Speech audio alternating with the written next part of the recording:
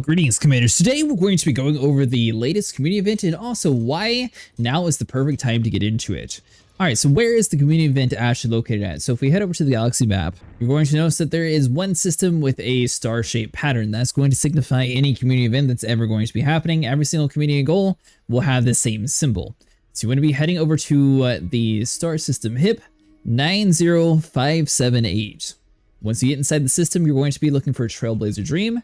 How do you find that? Well, you're going to be filtering by points of interest. Then you should see it on the side of your list.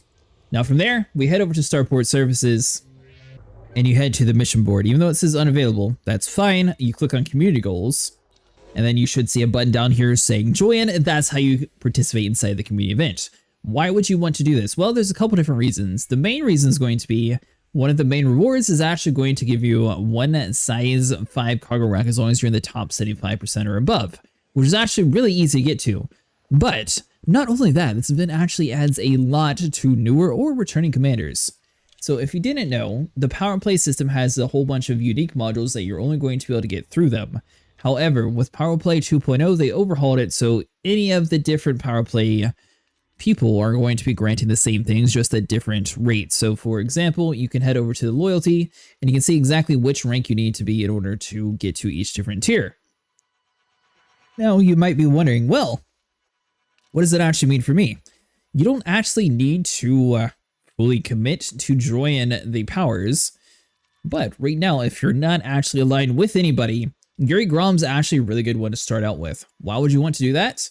Well, if you head over to the galaxy map one more time, you're going to notice something unique. Yuri Grom's power is actually going to be the main one that's going to be taking over this system. Why is that important? Well, that's going to mean that we're going to be able to grind up our merits, so it's going to level up our stuff super quick and easy, especially if you are inside of the community area, which we could actually farm up the Bromellite. So what does a full cargo bay of a Type 11 give us? Currently, this is just going to have the standard cargo, so we have roughly 305. So we head over to the Starport Services after we mined it. We head to the commodity market. We click on the sell icon and get rid of all of that. And you'll notice in the bottom right-hand corner of the screen, that's where the merits are going to pop in. We got 26,842 merits from Yuri Grom without having to do anything special. Now, even if you haven't done the complete introduction quest line to this area yet, you're still going to be getting the merits for every single time that you sell. So that's going to be able to stack up multiple times. So where do we actually mine inside of the system? I'm going to show you that next. So first off, let's launch away from Trailblazer Dream. And as a quick friendly reminder, make sure you buy your limpets before you head out on your adventure. Now, you don't actually need to have a Type 11. However, if you have access to a Type 11, this is going to help a ton, especially in the icy rings, which typically have a smaller yield compared to the metallic rings. You don't need to buy a full amount of limpets when it comes to Type 11, or even with normal laser mining ships. However, getting to about the halfway mark seems to be working fairly well for us. Alright, so once we take off, raise your landing gear, you want to get away from the Trailblazer Dream. So the easiest way you're going to do this is you're going to be using your FSS scanner. So that's going to be your full spectrum scanner depending on your keybinds. It should be the button right next to your enter key if you are using the default keybinds on PC. And we're going ahead into Super Cruise Assist.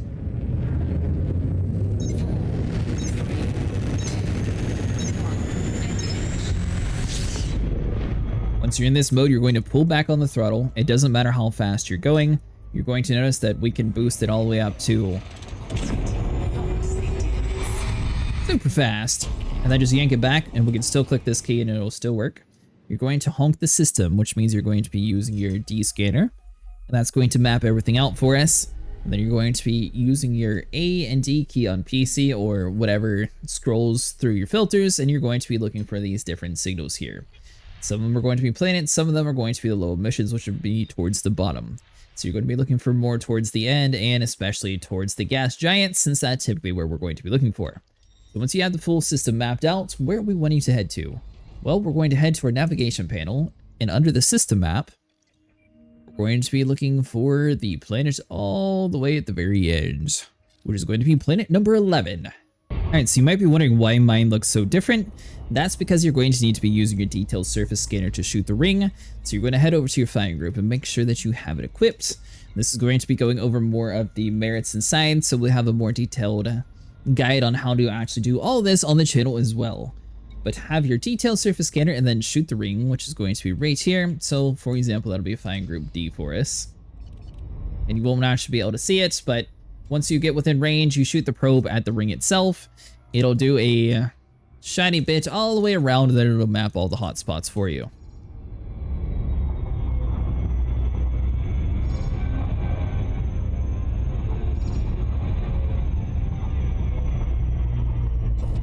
So for example, you take your scanner, you shoot the ring, you literally can hit anywhere on the ring and it'll scan the entire thing. If you've already done it though, it's not going to do the same animation over again. What we're looking for today though is going to be the Bromellite hotspot, which is going to be found on the outer edge of the ring. The cool thing about this is, since Yuri Grom owns this system, we're going to be getting a lot of merits for selling, like you saw in the very beginning of the video. And on top of that, we don't actually have to go anywhere fancy for this, as everything's going to be found inside the system. So I'm going to show you exactly how to identify what you're looking for.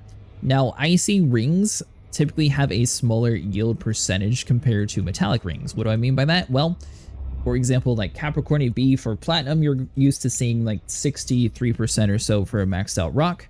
For here, it's going to be about 32%, so it's going to be a much smaller quantity, but it's still going to work with the same method.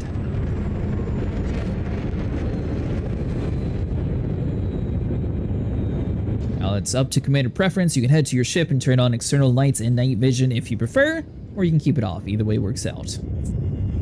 Then from here, you just launch your prospector at any of the rocks until we see Bromellite. So once again, 30 is going to be an extremely good one. If we find anything in the 20s, we're also going to be grabbing that. Now, a few really cool commanders were able to help us iron out some things, and also one in particular was able to find this method, Sniper Wolf. Special thanks for helping us discover all these merits, but another one was able to tell us how to actually use the Type 11 the proper way. So with the Type 11, you're going to notice that the Gallon gun is kind of in a weird angle. We're actually going to be shooting it more towards the left, and the chunks are going to be falling out that way, away from it. That way it's not going to be blowing up immediately. I typically always have my collectors and my mining volley on the same firing order. Why? Well, every single time that you're shooting your gun, it's going to have a chance to drop the collectors down whenever they get blown up. That's just going to allow it to replenish all the time without having to worry about anything extra. And all you're going to have to do is shoot the rock, and then your collectors are going to do its thing, and you're just going to stay inside the same area, grab up all the rocks roughly like this one, and then you're good to go. Now, if it's the first time inside of an icy ring, you are going to have to go over to your contacts panel and ignore a few. So how do you actually do that? Well, you head over to contacts. Typically, if you have your cargo scoop closed, it'll be easier to ignore. But you scroll down the list, and if you see something other than Bromellite down here, you just click on add to ignore list, and it'll be good. However, anything that's listed above your collectors, those are going to be the ones that are added towards your engineering material, so don't ever ignore them. But like, for example, it has fragments of Bromellite and hydrogen peroxide. You could ignore the hydrogen peroxide from our collectors, and it's automatically going to filter it out. That way it doesn't fill up your hopper. Then once your asteroid's depleted, you just sort of have to head over to the chunks. The Type 11 is really powerful when it comes to getting on the chunks, but the problem is it sort of shoots them everywhere, so it's easier just to fly your ship over to the top of them and gather it this way. Now, during the last community event, you might have noticed that there was a bug for the mine commodities goods being very hard to transfer to the ship. We've determined during the last community event, you might have noticed that it was really hard to transfer your goods directly to your fleet carrier instead of having a buy and sell order. Past few days has actually worked flawlessly, and the last update was also supposed to address that specific issue. So today we're going to be heading back to our fleet carrier and seeing if mine goods from a different system, but still Bromellite, is actually going to get us points for our community rewards and for the merits. The main part's the merits though, because right now, 20,000 a pop, you're going to be able to skyrocket in the ranks. And even if you're still in the introduction area, you're still getting the ranks for the people. It's just not going to actually show you how far you are in the tree until you actually get to that point to realize it. Once again, you just stay in the area till you're full. then you can go sell. But for today, we're going to be heading to our carrier. We're going to drop all the goods that we have currently. That way it's not going to affect the results. And we're going to see if the mined material that we had before with the prospector is still going to count.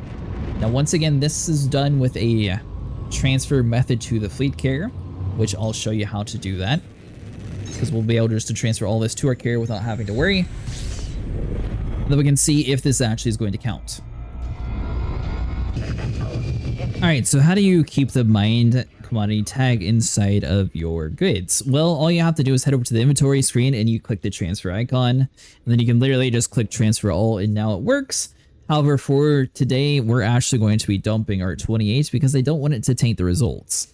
And also, if you're trying to take inventory out of your ship, it works the exact same way. So click the transfer icon, you scroll down through whatever you're actually looking for. For example, ours should be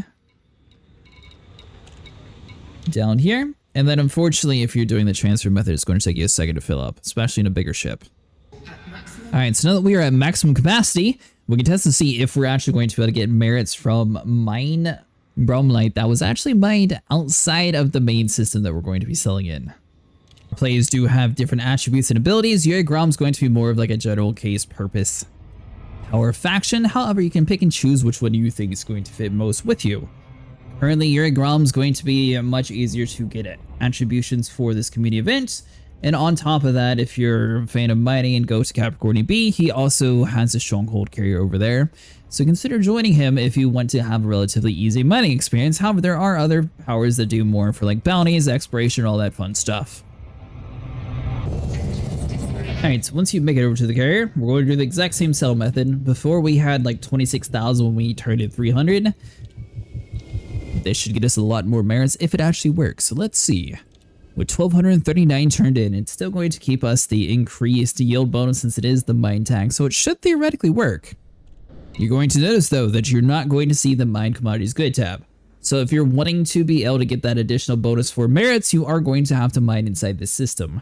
If this guide helps you decide if you want to pick up Yuri Grom as your main power and start grinding some merits, that we can max it out super quick during this event, which is going to be lasting 2 weeks. Make sure you guys leave a like and subscribe, and let me know what your preferred power is. Do you think Yuri Grom is worth it for this event to max it out?